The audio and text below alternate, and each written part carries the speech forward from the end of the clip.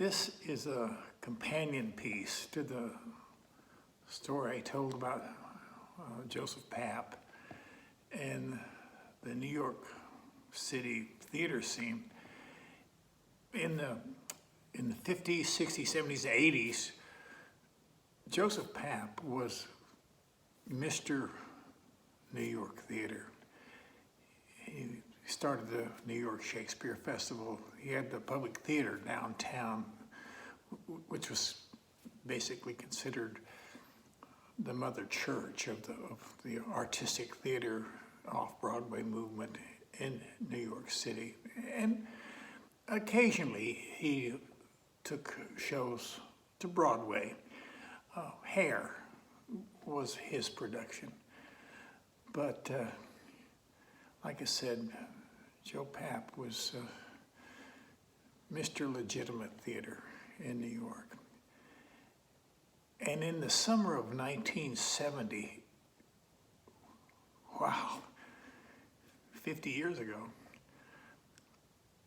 I was a part of a really historic event. Joe had decided that year the Shakespeare Festival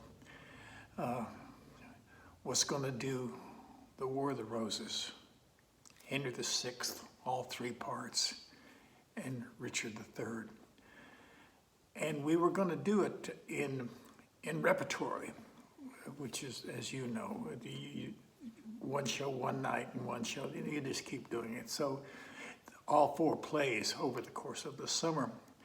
But also that year, the Shakespeare Festival and New York City were in a bit of a financial straits.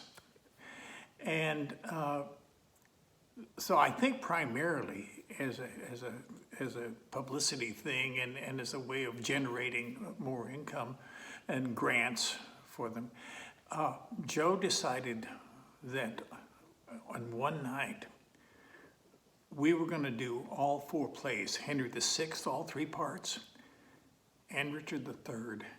We were going to do all four plays in one night. And like I said, I got to be a part of it, not that I had a big part. I played primarily, the characters were so inconsequential, I can't remember the names of them. As a matter of fact, in all honesty, I think I was cast primarily as a visual joke. And let me explain that.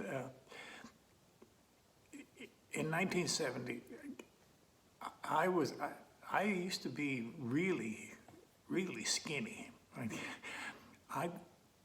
If you can believe it, I was 50 pounds lighter than I am now.